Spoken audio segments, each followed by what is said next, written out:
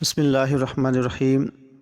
دوستو، ایک دفعہ سلطان صلاح الدین ایوبی رحمۃ اللہ علیہ نے ایک دفعہ بھیس بدل کر مصر کے شہر قاہرہ کے اندر ایک طبیب کی دکان پر کچھ سوکھی جڑی بوٹیاں لینے کے لیے گئے تو سلطان نے وہاں ایک عجیب و غریب منظر دیکھا۔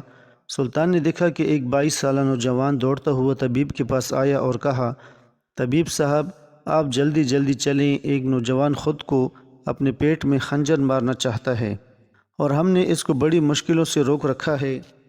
اگر ہم نے اس کو بے ہوش نہ کیا تو وہ اپنی جان لے لے گا۔ یہ سن کر سلطان بڑے حیران و پریشان ہو گئی کہ آخر ایک نوجوان اپنی جان کیسے لے سکتا ہے۔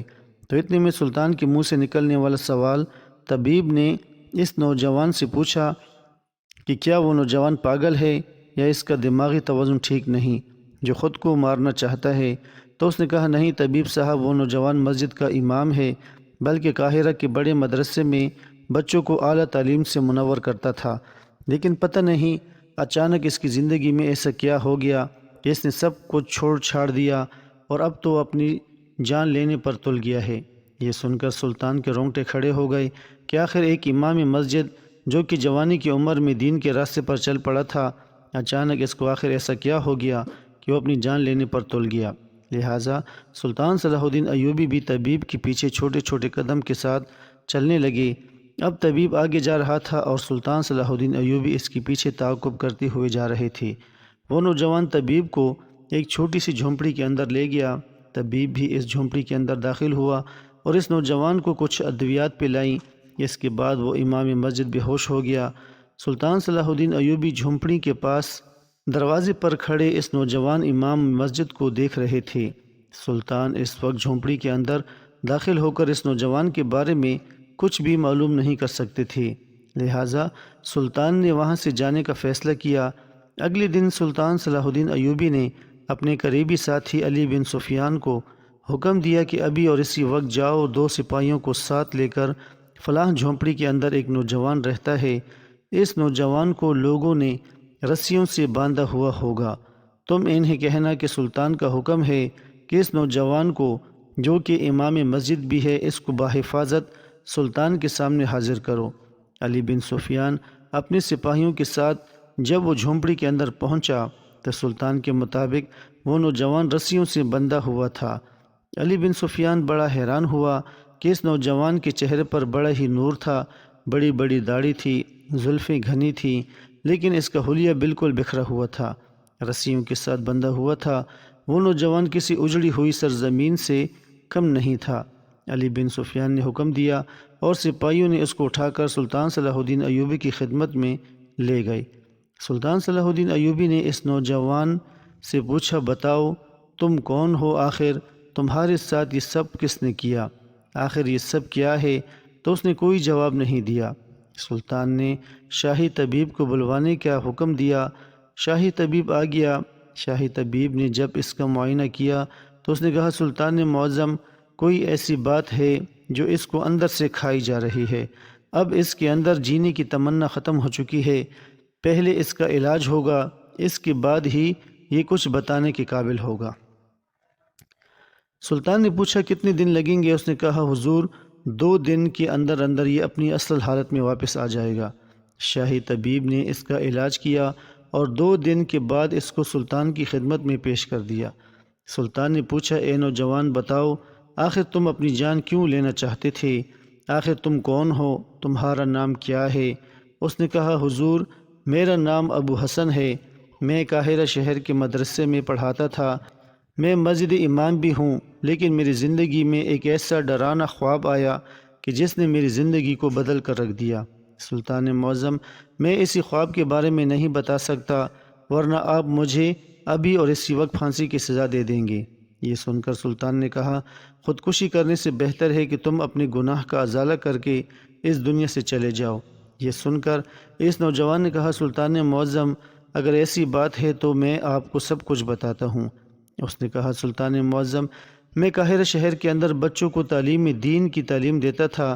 آج سے 3 سال پہلے کی بات ہے کہ ہمارے مدرسے میں ایک غریب کسان کا بیٹا پڑھنے کے لیے آیا۔ وہ کسان بڑا محنتی تھا، بڑی محنت سے فصل اگاتا اور فصل سے حاصل ہونے والی رقم سے اپنے اکلوتے بچے کو بڑی مشکل سے تعلیم دلوا رہا تھا۔ میں اس کے حالات اچھی طرح جانتا تھا اور اس کا بیٹا بھی بڑا محنتی تھا۔ اس نے چند ماہ کے اندر مدرسے کے سارے بچوں کو پیچھے چھوڑ دیا اور اپنا نام پیدا کر لیا۔ اسی مدرسے کے اندر سلطان معظم آپ کے محل کے اندر ایک اہم عہدے پر فائز ایک عہدیدار کا بیٹا بھی پڑھتا تھا۔ اس نے اپنے باپ کو اس بات کی خبر دی کہ فلاں کسان کا بیٹا ہر آئے دن مجھ سے آگے نکلتا جا رہا ہے اور اس مرتبہ جو امتحانات ہمارے ہونے والے ہیں اسی میں وہ ہم سب کو پیچھے چھوڑ دے گا۔ اس طرح تو میری بے عزتی ہوگی کہ میں سلطان کے محل میں موجود عہدیدار کا بیٹا ہوں اور میں ایک غریب کسان کے بیٹے سے پیچھے رہ جاؤں۔ تو سلطان معظم اس عہدیدار سے برداشت نہ ہوا اور اس نے سونے کے سکوں کی تھیلی اٹھائی اور مدرسے میں پہنچ گیا۔ اس نے وہ تھیلی میرے سامنے رکھی اور کہا کہ تم نے کوئی ایسا طریقہ کھیلنا ہے کہ جس سے وہ بچہ امتحانات میں نہ پہنچ سکے اور میرا بیٹا اس سے آگے نکل جائے تاکہ میری عزت برقرار رہے۔ میں نے اس سے کہا میں رشوت نہیں لے سکتا۔ اس نے کہا یہ رشوت نہیں ہے۔ اس نے مجھے کہا کہ یہ نیت میں اچھی طرح جانتا ہوں کہ تمہاری بوڑھی ماں بہت بیمار ہے، لیکن تمہارے پاس اس کا علاج کرانے کے لیے ایک سکہ بھی نہیں ہے۔ جتنی تمہیں مدرسے میں تنخواہ ملتی ہے اسے تو تمہارے گھر کا گزارا بڑی مشکل سے ہوتا ہے، لہٰذا تمہیں یہ سکے لینے چاہیے۔ سلطان معظم جب میں نے اپنی ماں کو تڑپتا ہوا دیکھا تو میں نے اگلے دن اس کی پیشکش کو قبول کر لیا۔ جوں جوں وقت گزرنے لگا، امتحانات کے دن قریب آنے لگے۔ امتحان کا دن آ گیا۔ بڑے بڑے مدرسوں سے علماء آئے اور انہوں نے بچوں کا امتحان لیا، لیکن میں نے ایک ایسا طریقہ کھیلا کہ اس میں اس غریب کسان کا بچہ امتحان دینے نہیں آ سکا۔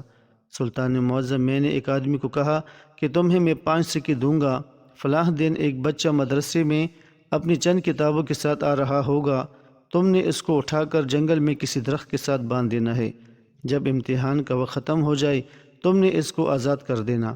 سلطان معظم اس نوجوان کو میں نے 5 سکے دیے اور اس نے اپنا فرض نبھایا۔ اسی طرح جب غریب کسان کا بیٹا مدرسہ پہنچا تو مدرسہ بند ہو چکا تھا، امتحانات ختم ہو چکے تھے اور اس عہدیدار کا بیٹا پہلی پوزیشن حاصل کر چکا تھا۔ سلطان معظم لیکن اسی دن ہی مجھے اس بچے کو دیکھ کر بڑا افسوس ہوا، کیونکہ اس کا غریب باپ بھی اس کے ساتھ رو رہا تھا۔ اس کی آنکھوں سے نکلنے والے آنسوؤں نے مجھے توڑ کر رکھ دیا۔ مجھے احساس ہو گیا کہ میں نے بہت بڑی غلطی کر دی۔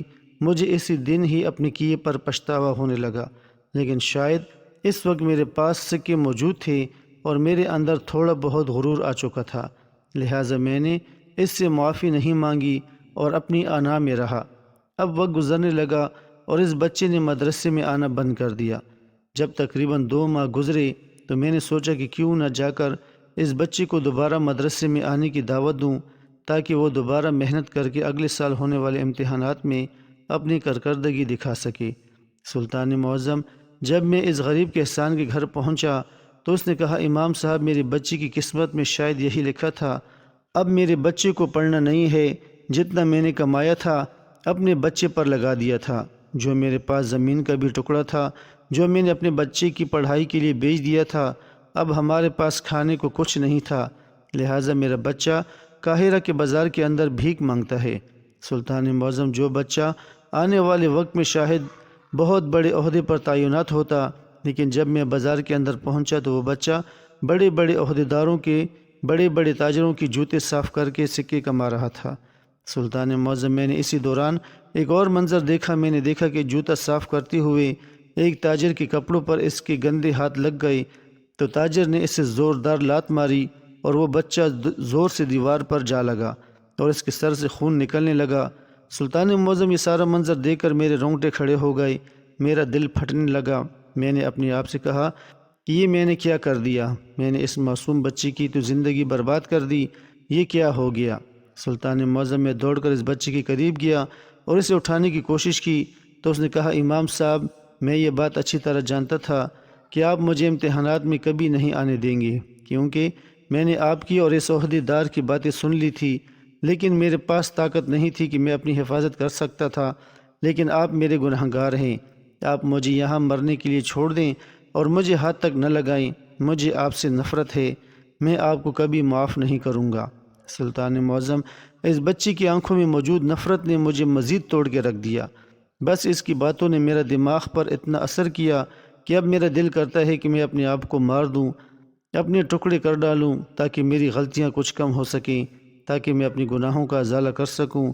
یہ سن کر سلطان صلاح الدین ایوبی اور سارے درباریوں کی آنکھوں سے آنسو نکل گئے۔ یہ سارا منظر دیکھ کر ایک لمحے کے لیے تو پورا محل ہل گیا، سب لوگ ایک دوسرے کے منہ کو تک رہے تھے۔ سلطان صلاح الدین ایوبی رحمۃ اللہ علیہ کی آنکھوں سے نکلنے والے آنسو اس امام مسجد کو توڑ رہے تھے۔ اسے اپنی غلطی کا احساس تھا کہ اس کی ایک غلطی نے اس معصوم بچی کی زندگی کو اجاڑ کر رکھ دیا۔ سلطان صلاح الدین ایوبی رحمۃ اللہ علیہ نے کہا، امام صاحب تم جانتے ہو کہ زندگی اور موت اللہ کے ہاتھ میں ہے۔ اگر میرا رب نہ چاہتا تو تمہاری ماں تمہارے پاس پہاڑ جتنا سونا ہونے کے باوجود حیات نہ رہتی، اور اگر میرا رب چاہتا تو تمہارے پاس ایک سکہ بھی نہ ہوتا تو تمہاری ماں زندہ بچ جاتی، لیکن اب تمہیں اپنی غلطی کا ازالہ کرنے کے علاوہ اور کوئی چارہ نہیں۔ اس کے بعد سلطان صلاح الدین ایوبی رحمۃ اللہ علیہ نے اسے کہا کہ اب وقت آ گیا ہے کہ تم اس بچے سے جا کر معافی مانگو، اس کے دل میں اپنے لیے نفرت ختم کرو اور اسے مدرسے میں لے کر آؤ۔ میں اس کا وظیفہ مقرر کرتا ہوں، اس کے تمام اخراجات سرکار ادا کرے گی اور اس کو اعلیٰ تعلیم دلوانے کا ذمہ داری تمہاری اوپر ہوگی۔ اس نے کہا، سلطان معظم یہ سب کرنے کے لیے وہ بچہ کبھی نہیں مانے گا۔ سلطان نے کہا، یہ ذمہ داری میری ہے۔ اس کے بعد سلطان صلاح الدین ایوبی نے اس کو معاف کرنے پر مجبور کر دیا، اور پھر وہ بچہ شہر کے بڑے مدرسے میں اعلیٰ تعلیم حاصل کرنے لگا، اور پھر وہ بچہ قاہرہ شہر کا قاضی بنا، اور پھر اس کے انصاف سے بڑے بڑے زمیندار، بڑے بڑے قلعہ دار ڈر جاتے تھے۔ اور یہی وجہ ہے کہ اس واقعے کو بڑے بڑے مورخین نے اپنی کتابوں کے اندر نقل کیا ہے۔ دوستو، ویڈیو پسند آئے تو اسے لائک کریں، چینل کو سبسکرائب بھی کریں۔ شکریہ۔